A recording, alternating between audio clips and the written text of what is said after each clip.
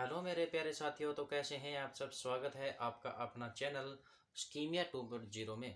दोस्तों, आप जानते हैं कि गवर्नमेंट हर दिन नई नई योजनाएं लाता रहता है। पता नहीं कितनी योजनाएं उनकी हर साल में निकल जाती हैं, लेकिन कुछ योजनाएं ऐसी होती हैं जो इतनी इम्पोर्टेंट नहीं होती है, लेकिन कुछ योजनाएं ऐसी होती है जो कि हमारे लिए बहुत ज़्यादा इम्पोर्टेंट होती है।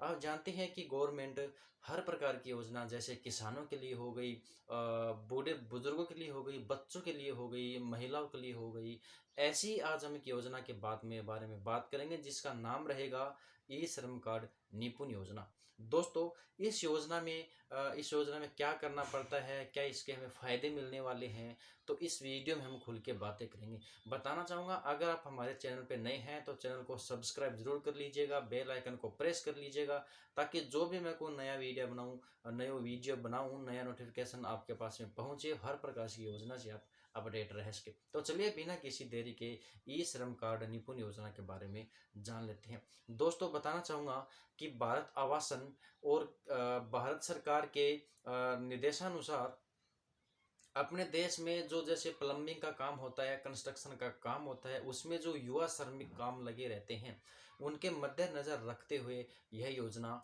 यानी कि 2022 में, ये जून में जारी की गई थी। इस योजना का मुख्य उद्देश्य यही रहता है कि जो प्लम्बर का काम करते हैं और जो कंस्ट्रक्शन का काम करते हैं वो काम रिस्की होता है। कंस्ट्रक्शन में जैसे अपने सड़क का काम हो गया, कोई ब्रिज बनाना है, तो इस प्रकार से बहुत सारे कंस्ट्रक्शन में काम होते हैं। बड़ी बड़ी बिल्डिंगें बनानी है तो रिस्की काम होता है, कभी भी अंग भंग हो सकता है या बहुत बड़ी चोट लग सकती है, और उस टाइम अगर वो चोट लग जाती है पैसे के वजह से, वो बहुत बड़ी बीमारी बन जाती है, और जो युवा है वो पैसों के चक्कर में घर पड़ा रहता है। बाद में उसकी एक दिन वो भगवान को प्यारा हो जाता है, क्योंकि उसके पास में पैसे नहीं थे।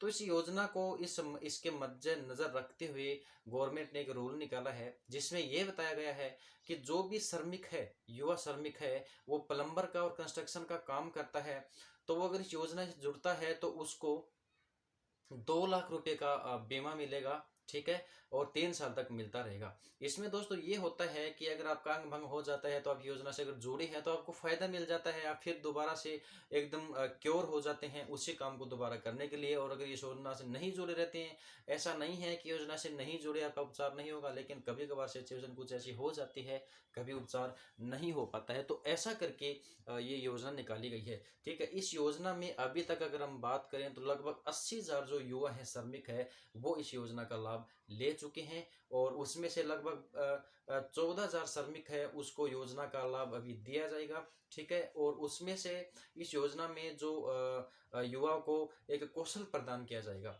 यानी कि उसको इस योजना के तहत एक कौशल प्रदान किया जाएगा, और उनका जो भविष्य है उनको गवर्नमेंट अपने हाथों में लेके उनको जो भविष्य उनका संवारा जाएगा। ठीक है, और इस योजना में मतलब जो आपको एक सर्टिफिकेट दिया जाएगा, उस सर्टिफिकेट से आप विदेश में भी नौकरी प्राप्त कर सकते हैं। और बताया जा रहा है आंकड़े के अनुसार कि अगर इस योजना से जो युवा वर्ग है, युवा श्रमिक है, वो अगर जुड़ जाता है तो लगभग 12,000 या 15,000 जो नए श्रमिक है उनको विदेश में उनकी नौकरी लग सकती है। क्योंकि काम तो देखो दोस्तों करना ही पड़ेगा, चाहे विदेश में करो देश में करो, लेकिन अब अगर हमारे पास में एक सर्टिफिकेट है, अगर हमारे पास में योजना से जुड़े हैं, तो ये योजना हमारे बहुत काम आएगी। प्लम्बिंग का काम बहुत हार्ड होता है, बहुत रिस्की होता है, बहुत बड़ी बड़ी बिल्डिंगों में आपको वहाँ पे जो आपके ओनर होते हैं जो बिल्डिंग, वो बोलते हैं कि मुझे वहाँ पे प्लम्बिंग चाहिए, यानी मुझे जो मेरा जो घर का पानी है वो मतलब ऊपर से सीधा नीचे आना चाहिए, ऐसा वैसा करके उस नल में जाना चाहिए, उस बाथरूम में जाना चाहिए, उस टॉयलेट में, ऐसा करके बहुत बहुत रिस्की काम होता है। बहुत बड़ी बिल्डिंगों पे चढ़ना पड़ता है, बहुत काम करना पड़ता है, बहुत रिस्की काम होता है। और कंस्ट्रक्शन में ऐसा होता है, कभी कभी मशीन से लोग गिर जाते हैं, कभी कभी मशीन से कुछ इक्विपमेंट होते हैं जो सर पे पड़ जाते हैं, कभी कभी खुद मतलब बंदा है जो बिल्डिंग से फिसल जाता है, नीचे गिर जाता है, कभी कभार अगर बच भी जाता है लेकिन पैसों की वजह से आगे नहीं बच पाता।